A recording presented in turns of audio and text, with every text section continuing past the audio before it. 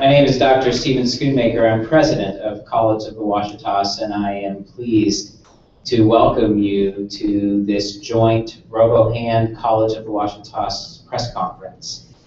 We have a very exciting announcement today about the Robohand print farm at College of the Ouachitas and what that means for the college, the community locally, but even more importantly, the global community that we are all a part of. We have decided to have a moderator to help us with this press conference, so it is my pleasure to turn this over to her. Her name is Ms. Teresa Howell. She's our deputy prosecutor. Teresa, thank you. Thank you. Good afternoon, everyone. Glad you're here. We are excited to be here today, and we're excited to share with you the great news of this strategic alliance between Robohand and College of the Ouachitas. I want to introduce the gentlemen who are here on the panel, and we'll start here closest to me. This is Leo Nell. He is the communications director at Robohand, and next to him is Dr. Stephen Schoonmaker. You know him as president of COTO. Next to him is Rich Van Ass. He is the creator of Robohand and the president. And then at the end we have Jody Callahan, who is the applied science chair here at COTO. Each one of these men have a great contribution to this alliance, and so we're going to ask them a few questions and let them follow up with some of their answers, and we may have some follow-up questions for them as well. But we'll start off with Rich. If you would tell us how Robohand came to play, how you decided to work on this invention, and what caused you to start this invention. Okay, thank you. In 2011, I had severed the fingers on my right hand, and after the healing process and then investigating prosthetics, I found them to be incredibly expensive. I then decided that that I would design my own fingers, and from that it led to hand, and then right up to the arm, and it's a continuous growth and development. If you would tell us a little bit about the components of Robohand, the kind of materials that are used, and the reason you have chosen to use those particular materials to build these prosthetics. Yes, we use PLA plastic, which we print the fingers with, and the actual hand is all PLA. We then incorporate stainless steel hardware, which is medical grade, and then over and above all that, we add a medical grade thermoplastic, which doesn't sweat and doesn't create any harm to the hand. The reason we use the stainless steel hardware is that it is a medical grade and it's non-porous, so bacteria and viruses cannot live within it. You've said before that the motto for Robohand is enable one, enable many. Can you explain that for us, please? Okay, what we want to do, what happens with this is you make one hand for someone, and the gratitude and the way people then are humans is one helps the other. So you enable one, you enable many.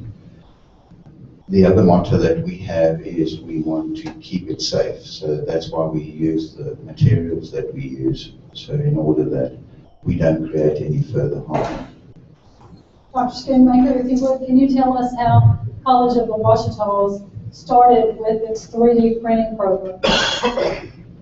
Yes, Jody came to me after he had finished setting up our pre-engineering lab last fall, and he had purchased a couple of 3D printers for our pre-engineering program. And in conversations he had with a 3D printing company, he and I started to explore the concept of, instead of just having a couple of 3D printers, what would it mean if we were to invest in a printer lab? We didn't have the terminology yet. What we've learned is that basically what we were talking about was a 3D print farm. And we basically learned that when we were in South Africa. But still, we understood the concept. And what we were most interested in was, if we were to invest in a print farm, that we wanted it to be value added. That this needed to be something more than just a group of printers. We needed this to have an educational component and also a component of in essence, paying it forward. That once we had our students trained and they were adept at using 3D printers, that the work that they did would be of benefit. About that time, Jody shared with me a video about Robohand, and it was immediately clear to me that this was the most practical and life-altering application of 3D printing that I had ever thought of and could ever imagine. And that led us to explore a relationship with Robohand. Jody reached out, he did all the legwork, and made contact with Robohand, and I believe Leonard responded to that, and the relationship moved forward from there. Since you mentioned South Africa, if you would go ahead and tell us about your trip and Jody's trip to South Africa to meet with Robohand, meet there at the workshop, and how you were able to learn how to develop, assemble, and fit these Robohands.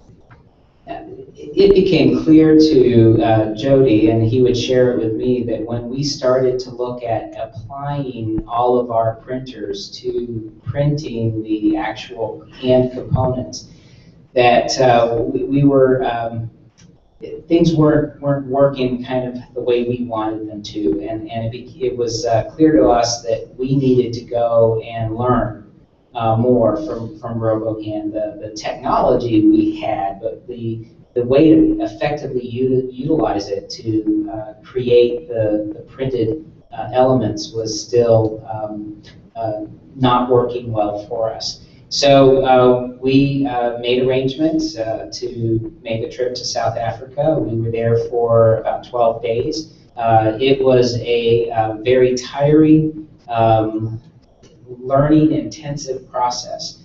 Many hours of work and exploration and learning. Very little hours of sleep. We both got sick while we were there. But I was enthralled. This was my first time in the country. It was my first time on the continent. And while Jody was obviously and appropriately focused on the learning and the training, I was doing that to some degree, but I was also going out and meeting organizations, businesses, educational institutions.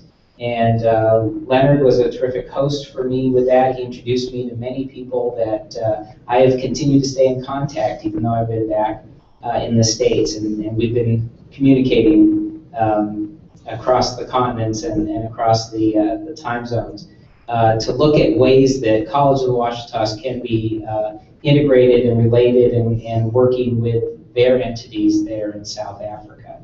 So it was a tremendous experience. And it certainly, I think, has helped lead to this alliance. When we went over there, I think in our wildest dreams, we wanted to have a good relationship, obviously, with Robohand, and it was an honor meeting Rich and getting to know Leonard. But to think that we would be, in a few short weeks from that start of that trip, having them come across the pond to the States and just become such an integral part of what we've been doing with the print farm, and ultimately naming the print farm the Robohand Print Farm. I just didn't have that in I think my vision when we started, but I certainly am very excited about what this first venture for our alliance I think foretells.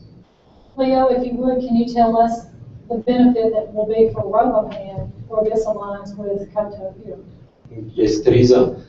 When we first got introduced to COTO, we found it quite interesting that an educational environment would be interested in partnering with Robohand. And giving it some thought, and out of the discussions, we came to the point where we came to the conclusion that it would actually be quite beneficial to have this strategic alliance with COTO. Having the capability to enable more people to be exposed to 3D printing, to be able to actually have the capability to provide spare capacity, which yes, a lot of people can, we call it grow hands by printing it for us. But if you have a central point where you can actually enable people to utilize their skills and to get developed and grow into actually assembling the hands and experiencing that feeling when you actually enable somebody to help himself, was just something that we thought would be a very good route to take, and to actually grow towards that, and to make sure that we actually give people the exposure to grow and to actually experience that, where we actually make the world a better place by what we do, and to have students not just change people's lives, but actually change their own lives. Next question is for Jody. If you would please tell us a little bit about the work you did in South Africa, learning how to fit Robohand, and if you would tell us about the experience you had for an actual fitting. Well, I've been to South Africa before, so I was no stranger there in Johannesburg. It was definitely there for the sole purpose of going to school, and that came like getting a drink of water out of a fire hose. It was very fast and furious. Days were many times 18+ hour days, very little sleep, and working to the point where you can't feel your fingers anymore. You lose dexterity in your fingers, working with real small pieces. While I was there, I built 2 hands and fit 1 hand, and then built the robo arm that we fit on Ryan earlier today. Rich and I built and fit the smallest robo hand that was ever built and placed on the youngest child, which was a 2-year-old child from Johannesburg named Mika. So that came with a lot of pride, came with a lot of stress and a lot of emotion. You tell yourself on the front end that you're not going to get emotionally attached, and you try to put up a block and be emotionally prepared. And the moment you see the child walk across the parking lot, that kind of goes out the window and you're already attached. And then you begin to spend time and build a relationship and gain the trust of the child, and then you start working on the fitting and stuff. So it's very much an emotional roller coaster. It can be very draining. It's a high one moment and then just an adrenaline crash the next moment. You mentioned Ryan a moment ago. For those who don't know who Ryan is, can you tell us a little bit about Ryan and what you did with him today? Sure. After we fit the hand on Mika in South Africa, Richard had already received a cast from someone in Chicago. And we kind of looked at the map and got them dressed and figured out that they were at least within a comfortable driving distance from us here at the college. And so we did what's called a remote fit. With Mika, we were able to have the child there and to do the fitting on the child. Obviously, South Africa's a long way from Chicago, so they sent a cast of the child's arm, and we began working and printing and fitting an actual arm, in this case, not just a hand, but an actual arm, to the plaster cast. And you see a mock-up of it here in gray. That's the identical hand to the one that Ryan was fitted with this morning. He was at our earlier press conference, and they're kind of taking a break for the afternoon. But we built 2 because we knew we needed to transport them, and just wanted to make sure that when we got on this side that everything was still intact and still functional. And also, that was my final exam for fitment. So I was certified as an assembler and as a fitter as well. And that kind of is my capstone project, if you will. Now, as the head of the 3D program here at COTO, tell us what the future holds as far as curriculum, what you're going to be having your students doing. And the next question to follow up with that is, when will you start producing Robohands for folks who need them? Let me start with that last question first. Okay. Today answers that question pretty quickly. In fact, we thought we were going to have a break. Many of you don't know, but we were shown the Robohand video early in the process of purchasing our 3D printers. And that particularly hit me pretty hard because not long before that, my 5-year-old nephew suffered a traumatic amputation in a car accident in which he was driving down the road in a vehicle and was playing with a ratchet strap and tethered out of the vehicle and wrapped around the drivetrain and took the lower portion of his arm. That occurred at age 5. This just kind of fell into my lap, and I just, there were other things that worked there. I tell everybody, I know that sounds kind of funny, but it just seemed like the right thing at the right time. And so I could immediately, after seeing what the family members had gone through and the difficulties and the stresses and the guilt and the anger and all those things that they had to face, it just made a lot of sense. Especially when we ended up with 50 of them, I felt like we needed to sort of pay it forward and be good stewards of that technology. So I've told you that to say that when Rich came in this last week, we began talking to our family members, and they were really not interested. Caden had a prosthetic, had several prosthetics actually, because it's kind of like keeping children in tennis shoes. They grow so fast, and so they're so expensive, and they outgrow them. But he hasn't worn a prosthetic now for about a year, and they were really kind of put off with him. We talked to them about Robohand, and they were just kind of a little bit standoffish about it. They watched the Google broadcast this morning, and my wife was sitting in the audience, and they were texting back and forth, and within just a few minutes of that broadcast being over, they had decided to get in the car from Franklin, Tennessee, and begin driving this way. And so, to answer your question, our first hand that we build gets built tonight, and it goes on my name. Excellent. Can you tell us a little bit about the curriculum that you're going to be teaching here at COTO using 3D printers? Sure. I'm a combat veteran. I came to teaching late in life. I was a former science teacher before I came to the college and set up the pre-engineering program here. Between my teacher training and being in combat, I thought that I was ready for anything that could ever happen to me in the classroom. And I believe that's true until you infuse students, and then the plane kind of goes out the door. One of the first questions that I was ever asked that I couldn't answer, I was teaching a chemistry class in a high school in Little Rock, and I had a student stand up and say, I don't dislike you, but when am I ever going to learn this? Why do I need to learn this? When am I ever going to use it? I'm not going to be a chemist. I want to drop out now. I'm not going to college. Wait. And I thought that I was armed with all the answers and all the knowledge to be able to answer that question, and I really couldn't, because for a lot of people, I just couldn't see the practical application in that. At that moment, I kind of vowed that every day I was in a classroom from there on, that when I taught a lesson, that I was going to try and teach that lesson in a manner that connected to something real and something tangible in the students' lives now, not something that was going to happen 10 years from now. So our curriculum that we're developing, there are lots of 3D curriculum out there. You can buy them, you can borrow them, you can shareware them and open source them. The curriculum that we're developing between Robohand and Rich and I is a very user-friendly curriculum. It's introductory, but it's very grounded in practical application. It's very hands-on. The students will learn the theory and the practicality behind 3D printing. They'll be able to 3D print. All that builds up to each student, as their capstone exercise, will 3D print a Robohand. And that hand will be warehoused at the college until such time that we have a need. And then that hand will then go to fill a need for some child.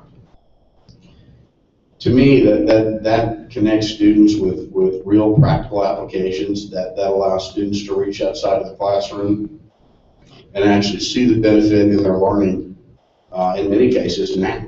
And in that instance, I have to question which child gets the best end of the deal: the child that has their life changed by the donation of a hand, or the child that gets to change the life by pressing print on a hand that they've created. Now, will this 3D print form only be used for Robohand, or will the public be able to bring in some prototype that they're looking at trying to make, or something along those lines? Now, it's going to be sort of a twofold operation. It does need to sustain itself.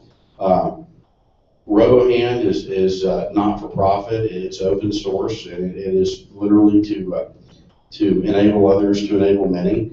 The fact of the matter is PLA costs, equipment maintenance costs. A way that we're going to be able to pay that forward is we'll operate the print farm for the public here locally, as well as folks who want to send in prints or send in files for us to print on the internet.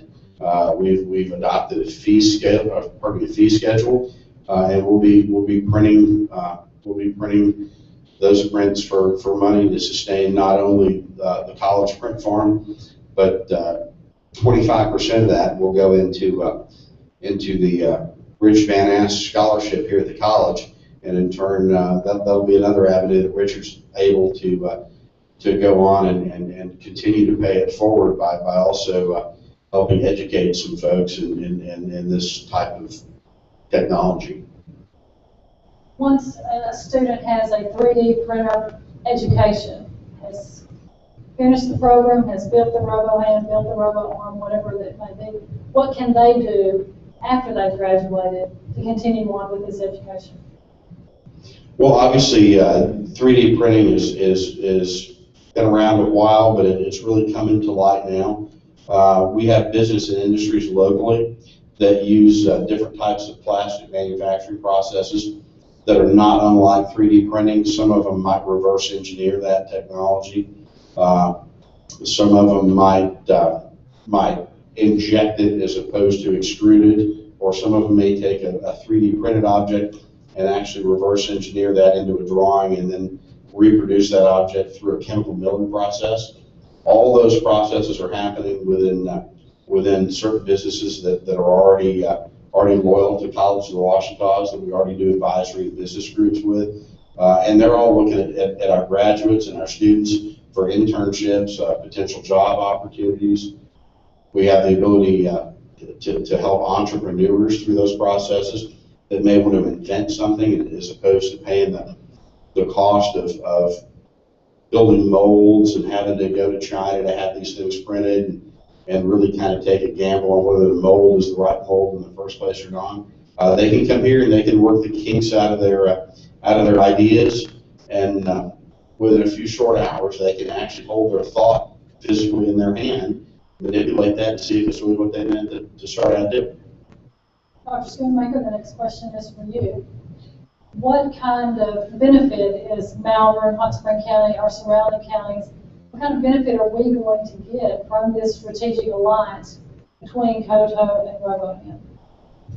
Well, College of the Ouachitas has as its mission to be a primary source of education, workforce development, and a catalyst for economic development. And as a college, we have adopted a mini vision, which we call E to the third power. It talks about to engage, to educate, and to empower. And for the mathematicians out there, you take 3 E's and you put them together, then you would think we mean E3. We say E to the third power because the base of that is everyone. It is not just our students. It's not just our faculty. It's our staff. It's our administrators. In every interaction, what we talk about is, are we engaging? Are we educating? And then are we empowering? And not only is this a powerful focus, but these are sequential. It is not that you empower, then you educate, then you engage. You first engage, then you educate, then you empower. The future for 3D printing is, as Jody said, it's been around for quite a long time, but is just coming to this forefront. And what I always think of is the little black and white grainy TVs that used to be watched in homes, and now you look at the crystal clear picture and the tremendous sound quality, and you look at how far that technology has evolved.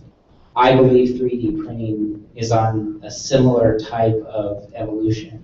And College of the Ouachitas is going to be a part of that.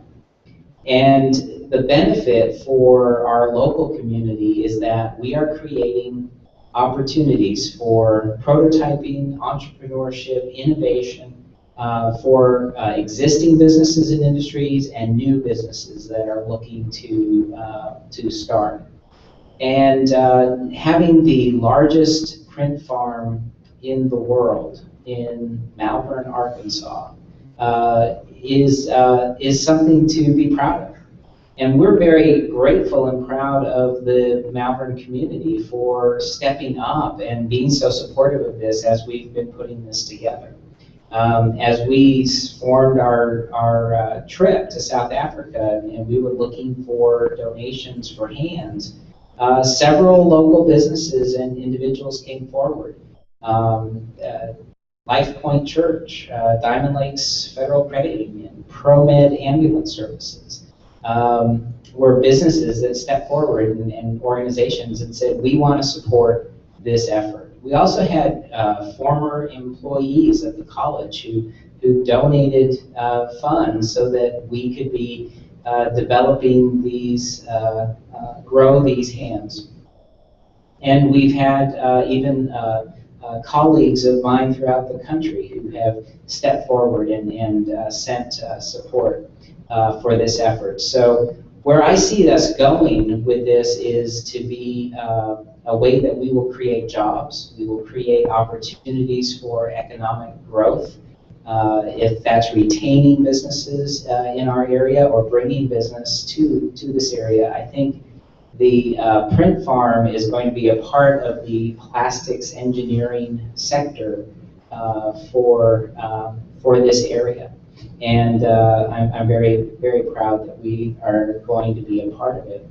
The print farm being able to produce prototypes for businesses, not just locally, but regionally, statewide, nationally, and internationally, I think is also going to be a great enhancement for not only the college, but for our local community. And that we've had visitors come from South Africa to visit us, I think is just the beginning of future exchanges and opportunities to engage and learn from each other. I had the fortune of sitting next to a chief merchant for a $100 million company on a flight earlier this week. And he was talking about his prototyping needs, and I was talking about having the largest print farm on the planet, and we immediately found a connection. And we exchanged business cards, we've exchanged correspondence, and so a company that is an international company, nationally based here in the United States, but outside of Arkansas, could now be engaged in an enterprise with the College of the Ouachitas at Robohand Print Farm that is going to benefit us all. Follow up to just that particular message you just said. If there's someone here who knows of someone who is needing a Robohand, Roboarm, how would they get in touch with COTO or Robohand to be able to make that connection? We have established a dedicated email that people who are desiring a Robohand, a Roboarm, or have a prototyping need or an idea that they would like to see if they could bring it into substance.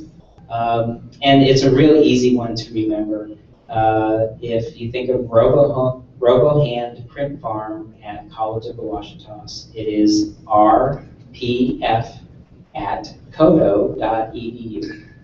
So everyone should be able to remember that, and we would be happy to hear from anyone who has a need, an interest, or a desire to work with us as we just launched this alliance with Robohand and launched the Robohand Print Farm at College of the Ouachitas. Last question is for Rich. In some of your material, you've actually got international notification, not notification, but international I've lost the word I'm looking for, notoriety for Robohand, as in articles in Time magazine. You've been up for awards. Some of your Robohands are in museums. Can you tell us if there's anything new coming down for Robohand or anything within your company? Okay, I want to just quickly touch on what this print farm does for Robohand. If you consider that 50 hands would take me 50 days to print, we in 24 hours printed 50 hands here when the print farm was up and running. So if you look at that, the time saver is here. To answer the question as to all the awards and stuff like that, that was never the intent. I think that this thing just went global overnight. In South Africa, we won an award by the Absa Bank, which is one of our largest banks in South Africa, and I bank with them. And what they did was, we were showcasing at a show called the Guild, and the public actually voted us in as the sort of the innovation thing for the year. So what they did was they put together a package of training and all sorts of things in the educational line for Robohand, and presented that to us for us to be able to utilize as we see fit. When it comes to what's next, well, we've given you the finger, we've given you the hand, we've given you the arm. A while before we came and got involved in the print farm, yeah, we did a Makers Weekend. Now, Makers Weekend is where you take the brightest people you can find, and we put them into a room and you make them as tired as possible. The more tired they get, the quicker they get, and they come out with some pretty awesome stuff. They just want to get finished. So we ended up designing a leg. Now, the idea of the leg was that most people that have got a prosthetic leg end up damaging their hips. The idea of this leg was to follow the same concept that Robohand's got, which is you've got to keep it simple. But basically it works with a set of pneumatic shock absorbers. So when you put your weight on and bend it forward, when you remove your weight, the knee then comes back to the natural position that you would stand on, and so does the ankle. We are busy testing it at the moment, and I will not put something out there until it's tested properly. And this goes back to our sort of motto of do no harm. Further than that, once the leg is out and up and running, then I will be putting out the exoskeleton, which ideally is also an anatomically driven entity for paraplegics to give them some independence. That concludes the press conference that we have for you. The guys will be around here in just a moment if you have questions that you want to ask of them. There will also be a trip over to the print farm, which is in the next building. They'll be over there showing you the machines, the components, and how everything is assembled. So when we finish here, you can go over there and ask any questions that you've got. So thank you very much for being here today. We appreciate you.